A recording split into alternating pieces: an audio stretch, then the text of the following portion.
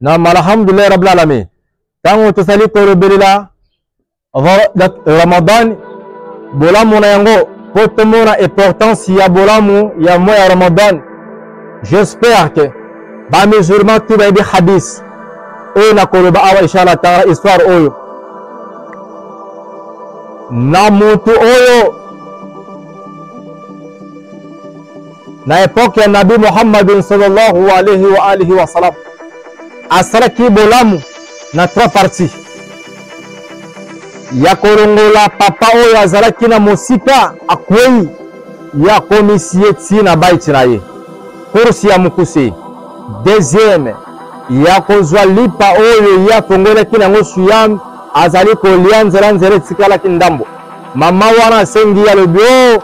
bopesa ngai lipa nani akopesa ngai de kutongo de penalite ye jeune musulman wana directement akoki pasi azwi lipa oyo ezalaki wana ndambo akabola nsu katikati apesaki na mama wana. Troisième mwana oyo akufelaki baboti na ye mokolo ya molobaki mokolo ya Eid al-Fitr azangaki lambo ya kolata baninga bazali kofete ye na pasi amise kofe na el moko moto wana ekozwa mazama ntombo na ye oyo esi alata ezalaki propre azipiki mwana wana ayebisi ye bima kende kosakana doki elongo na baninga kokatana kokudoki kobanda kolongola nafsi katikati na nzoto ya moto wana abandaki na korepete maloba oyo trois fois soki ezalaki mosika soki ezalaki mosika soki ezalaki mosika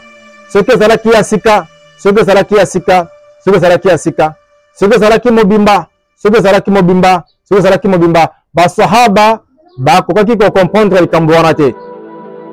bakendaki epai ya nabi ya rasulullah ezali na kelamu Allah subhanahu wa ta'ala moko azolinga kata motema na azali korepete maloba oyo trois fois nini azali koloba soki ezalaki mosika trois fois soki ezalaki ya sika trois fois soki ezalaki mobimba trois fois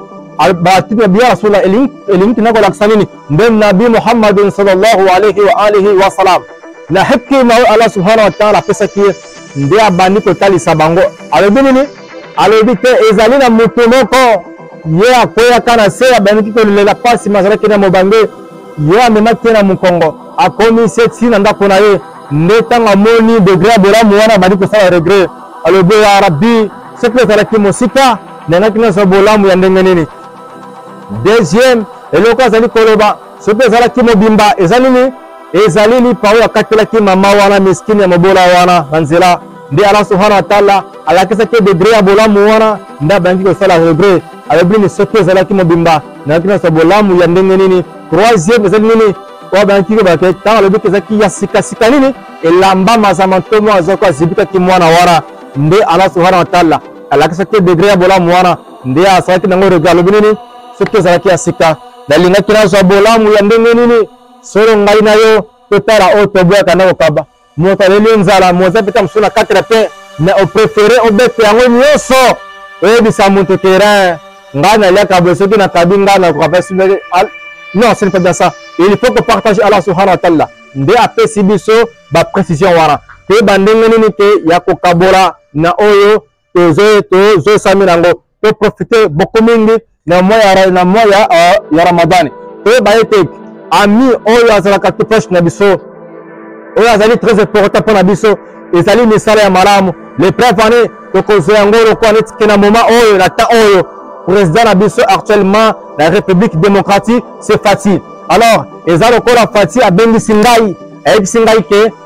mwalim naza na besoin na yo nalobi ete nazali na trois camarades naluka moko parmi bango akenda kotika ngai nabengi premier camarade ayebisi ngai ni alobi oyo te mwalim nalingako mingi mais nakoaccompagne yo le journée wana mais déplacement ngai nakosala te ainsiste camarade depuis ainsiste ake pas deuxième camarade mbali ayebisi ene oyo moni ngai na nga alobi ke pare ayese ke mwalim nalingako mingi mais nakoaccompagne yo na porte ya président Fati menga nakokota te. Troisième ayebisi nini alobi oyo moni ngai na nga parce que mwalim nalingako mingi totambola na yo tokota na yo tina ndako ya président tokovaa na kiti tokosola na ye. Premier camarade ezali nene ezali ba bien matériel oyo tozali kobomanelaka nango bato wana mokili. Premier camarade ezali ba bien matériel oyo tozali kosala nango ba crime tina niveau sorcellerie koloko yango bato mukolo kata motema okotika ngo sur place. Deuxième ami ezali nani batu ngai na yo to ko accompagner corps na yo jusqu'à la porte ya libulu mutakota akozala te. Troisième camarade ezali nani ezali misala ya malamu na misala ya mabe salaka okota na yango katikati na tombo na yo. Aidaki ya soro